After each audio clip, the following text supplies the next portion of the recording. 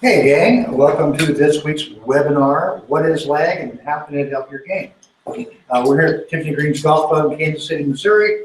I'm Brenndan Cooper and myself. We're brought to you as always by Medicus Golf and KickX Golf. So, there's a lot of talk and confusion about lag. And every time we see something about lag, they're always referring to the club. Yep. That's one type of lag. Yep. So, and before we get started, also, if you have any questions, just put them in the sidebar. We'll get those when we get done. But there's actually three kinds of lag. You have the club head lag. Yep. You have what we call pivot lag, which is how your body's working. And then in golfing machine world, you have what's called accumulator lag or power source lag, Yep. for lack of a better term. So let's talk about the one that everybody talks about first. Yep. So let's talk about club head lag. Okay, so by definition, lag simply means trailing. That's all it means. So if I pull this end of the club, and I leave the club head on the ground, the club head is trailing the grip. That's all it's doing. Right? If I go like this and I take a step, my right leg is trailing my left leg. I mean, that's all that it is. So with lag, all you're concerned about is keeping the pressure against your right-hander, your right index finger. As soon as you lose the pressure from that finger, you no longer have club head lag. Right? So you can have, this can be club head lag, which we would not recommend, and this would be club head lag. As long as this shaft has not passed the hand, you are effectively lagging the club. That's all that is. Right. So anything else you want to add to that little piece? No, the biggest thing, and that's, the biggest misconception is everybody's looking at, the other type of lag, accumulator lag, thinking that, that the angles created are club head lag, when the reality is that pressure you're sensing along that forefinger. Right. So let's go to pivot lag. Yep. So you can equate pivot lag basically to, everybody talk about the kinetic sequence. How it works from the ground up. Well, pivot lag is basically what the feet, knees, hips, and shoulders are doing, and the sequence they're doing it at. So we're gonna strap a few things on Brenndan here. I'm the guinea pig I'll as always. let you do that. I'll let you do your knees and your belt. Don't try this at home, kids. Yeah, don't do this without a net.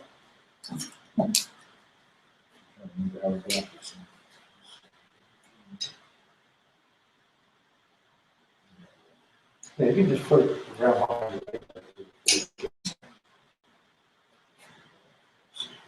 I know we had, probably 8 questions that were sent over. I don't see them in the sidebar yet, so I don't really, our girls will go up here pretty quick. I see one that just came up. Okay.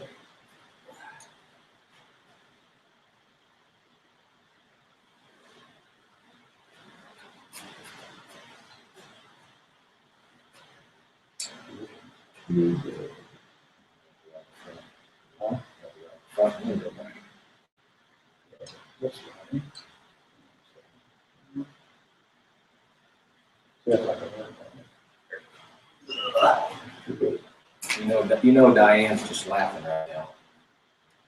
That'll work. There we go. So now I probably turn a little bit to an angle more this way. Going, yeah, right about there. Right here? Yeah, so now hopefully you can see these different shafts. I mean, they're all yellow. But so if Brenndan goes to the top of the swing, in a correct sequence, it's going to be the lower half, okay, more between the feet and the knees, while the hips are holding. Then the hips or pelvis is starting to turn, while the shoulders, or what you want to call upper thorax, is holding. So it works from the ground up. So we see a lot of players that have problems go to the top, and the first thing they do is the upper moves first, right, which moves the mid more times than not, and then it moves the legs last. So we've got to make sure that we get the knees moving, all right. Then the pelvis starts to turn while the shoulders hold, and then the shoulders catch up. So when it gets to impact, you're going to see some opening here, but not near as much opening with the shoulders until post-impact. Yeah. All right, so that's the pivot leg. You have to keep that in sequence, right? So, anything else you want to cover there? No, I think why don't we do it face on so we Okay. can visually see it face on too. So, like we were doing earlier, I go to the top here, you can see all these are outlined basically. Right. So then we'll start with the feet. So the knees going, that's going to pull the hips. Now my hips are starting to pull the shoulders. So now you can see if we're talking lag here, the shoulder piece is the part that's lagging. Right, it's the piece farthest away at this point. Talking Of the body, body of the body parts, not talking arms or Right. club. Right. So we're talking about that, we're talking about the feet, knees, hips, and shoulders. Yeah. So an example would be, because we didn't talk about the feet, so an example would be if you were a player that went to the top of the swing and your left foot came up, i.e. Bubba Watson or, Nick. So his first move would be the feet, then the knees, then the pelvis, then the thorax. I got to work my flexibility. Yeah, you're getting old. So there we go. Plant the foot, then the knees, then the hips, hip, and there we go. Yeah, good. And then post-impact, you're basically going to see all these thin line. The shoulders will still be past everything Exactly. else. Yeah. Because you want to make sure on your through side that your right shoulder is the closest thing to the target. Yeah. And so, and if you're not flexible enough to do that, then we will try a different procedure for you, which would be more of what we would call a cross-line move with the golf club, and you finish more this way. Yeah. Right. Yeah. So, but you would still have pivot lag, it'd just be going in a different direction. Yeah. Right. And it's great. It's a good idea. People, like it's real easy. Things that somebody can do is just take the rod, stick it in your hip, so visually you can see what's going on. Right. And do some mirror drills and visually watch where you're getting these feels, and just watch your feet, watch your knees, hips, shoulders. And that's going to give you the feel of what you need to do. And go ahead and go to the top of the swing, and let's turn a little sideways so they can see that. This is a drill for you that your hips are actually too fast. So if you get to the top of the swing and your hips are actually too fast, what's going to happen is your club is going to get stuck back here. Right? So while he's doing this in sequence, right, as you start moving, now see, this is actually coming down in front of this. Right? Now, some players will also, even though they'll get the hands down in front of this bar, they'll have the club head back here so far that it's going to tip and hit the shaft. Right? Yeah. So, and again, it's a sequence, just like everything else. If you get the right sequence, then the pieces start falling together. Yes. So now let's talk about the power source lag. So when we talk about, the raising and lowering of the right arm, cocking and uncocking of the left wrist, these different pieces that go into it. Obviously, you also have an angle between your left arm and your chest, right? So from the top of the swing, the straightening of the right arm is what's happening first, right? That's the uncocking of the left wrist, and then you're losing the angle between your left arm and chest. But that sequence wouldn't look like this. You wouldn't get to the top and you'd uncock it first, then start it down, then turn the shoulder. We see a lot of that. You see a lot of that. So it is a straightening. The trail arm is coming what we call down plane. The club is starting to lose the angle between the shaft and the left arm coming into the golf ball, so you can make it in line, in line condition with that lag, and you're losing all, right, of the angle between your left arm and chest. So again, that's in the sequence. Yeah. Right? If you mess the sequence up, which most people do, they get up here and the first thing they want to do is they want to roll the club, which throws it out this way, right? They want to roll it first, then try to uncock it, and that's never going to happen, right? Yeah. And then you want to add on to that? No, that's what we see day in and day out. It's just constantly fixing sequences, whether it's through the body part or the accumulator part. Right. All right, we got a bunch of questions over here, so let me go over here and start reading these off. All right, so the first question we have is from Bob. As swing speed and club head speed slow down with age, are there ways other than using lighter and more flexible shafts to keep generating lag? Well, Bob, you can have a lag with a swing this fast. I mean, that's not gonna affect your lag at all. What's gonna affect is your ball speed, club head speed. Yeah. I mean, that's what it's gonna affect, but it shouldn't affect your lag at all. No. You know, you have lag on chips and you have lag on driver swings. So, Right. you know, it's not necessarily, you know, how fast per se it's coming in. I mean, I would recommend, you know, just make sure, you know, that, you know, keep speeding up the arms, make sure you're swinging your arms, and make sure that you're trying to do some exercises to stay stretched out. Right, and feel, you know, a lot of times, I mean, again, you want to feel your arm swinging this club as fast as you can swing it in balance. Yes. You know? Yeah. So you can alternate between heavy for strength and light for speed. You can take one of these and just practice going up here and swinging this thing as fast as you can. Yeah. You know, that'll help you with some of your speed. All right, so next one is from Megan. I have to set both wrists loose to get lag right. Do I need to purposely bend the right wrist up, but I lose leg weight on the leg and no casting? So, you know, casting again is one of those anomaly terms that people use. I mean, Tom Watson did this his whole career, and it wouldn't be called casting because he can't move it. Right. Okay, casting is when you do this and you don't move over your left side. Yeah. So if you're going to do this, Megan, then you have to feel your pressure from the top, and you may even feel it before you get to the top. We'll actually do a drill where we'll take the player back and we'll say now to get them to start feeling like they're moving left before the club finishes the backswing. Yeah. So you can set a chair, you can set anything up beside you. When you get to the top, just push that pressure left. The other thing you have to keep moving is if you push it too far left, what happens is your head will start moving, and now sometimes you really do have to flip it to try to catch up with it because you move right past it. Yeah, you're just so far in front of it. So we would suggest that once you get to the top, you make that little move into the left, that pressure.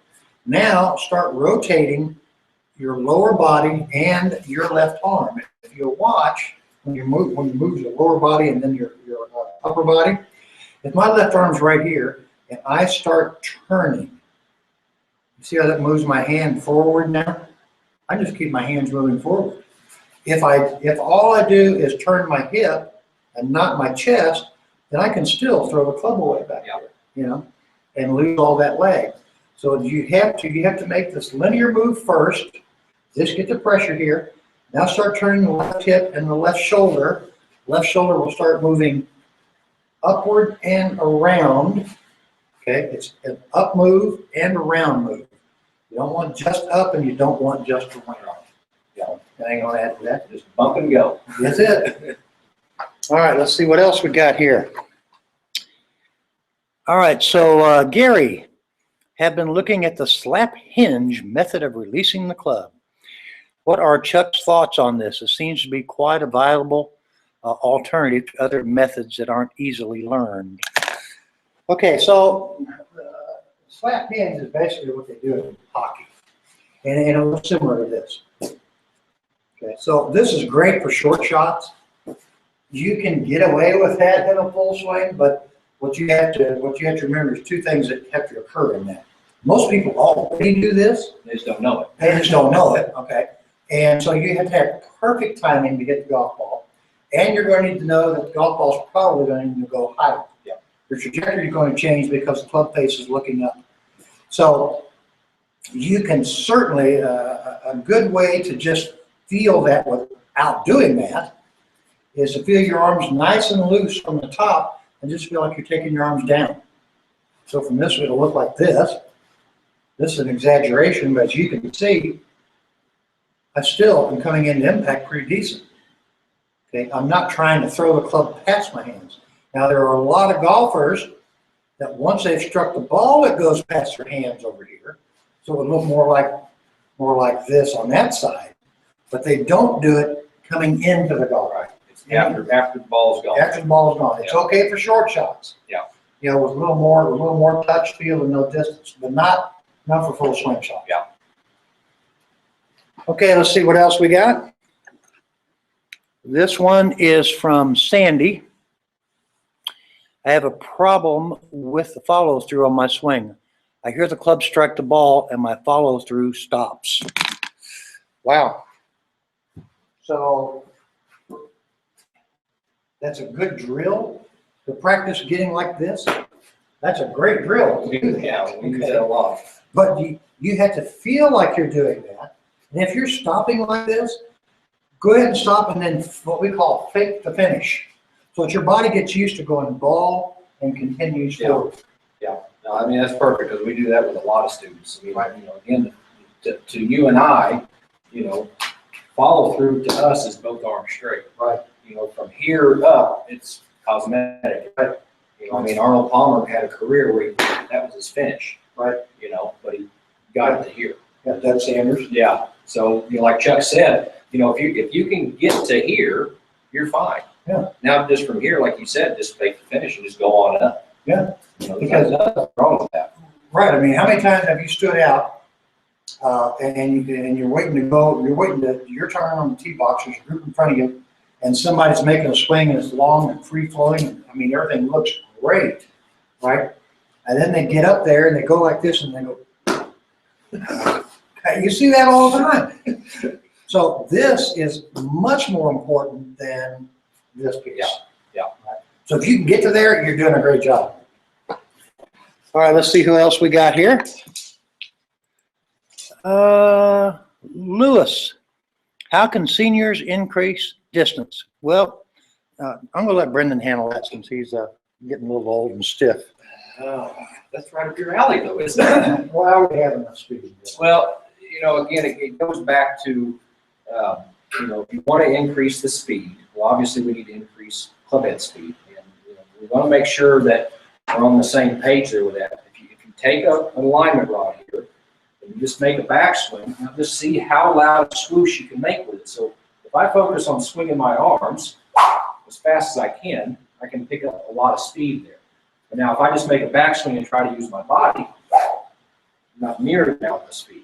So I would practice swinging this. And the other thing that I would do, and just had a conversation actually with a guy this morning, is just stand with an alignment rod across your shoulders and just make stretching motions like this, right? To keep yourself, your muscles, especially along your ribs and your lower back, to keep those stretched out. Not saying that you got to try to get a 90-degree turn, right? But if we can keep those muscles stretched out, that's going to give us a lot more range of motion. Right. And another way you can do what Brenndan was just talking about, swinging the arms, is just sit in a chair, you know, with that rod out here like this. Make swings, trying to swing that thing as fast as you can while you're sitting on the chair. Yeah. You know? Yeah. And when you're doing that particular drill, make sure when you swing down that your left wrist is going more of a rotating fashion this way and not a bending fashion that way. Yeah.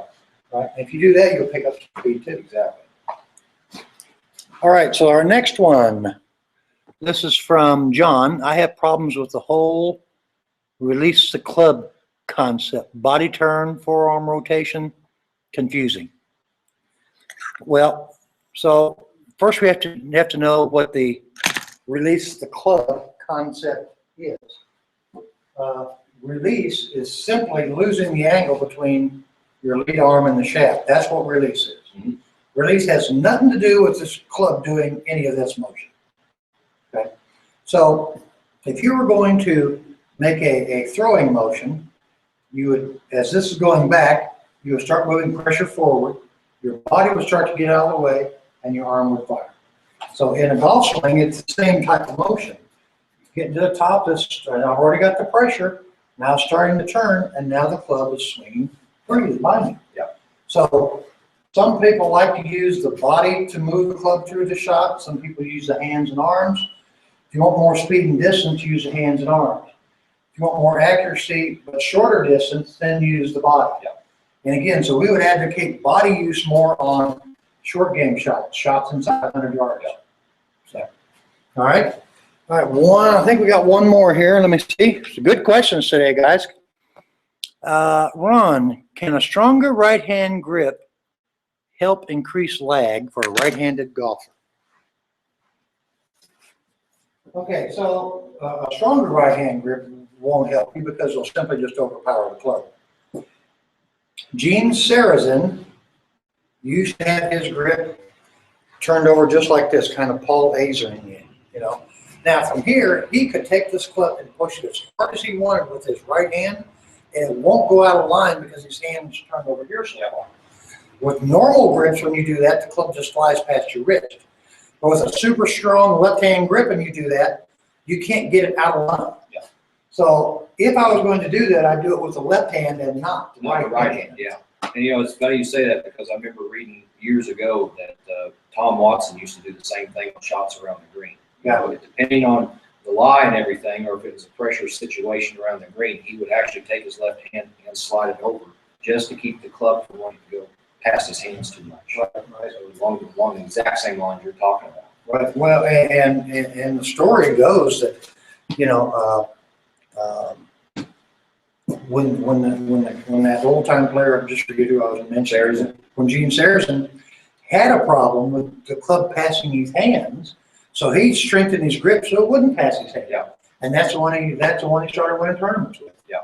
So, all right, I think that's it. So until next time, be sure again, we'll send out the invitations. We don't know what the subject's going to be yet.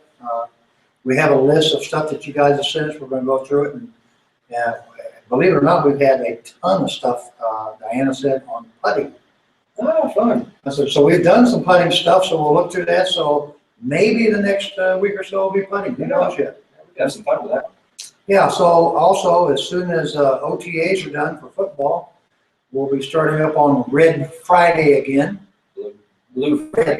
Red Friday. Go Chiefs. But so, thanks for all the questions, you guys. See ya.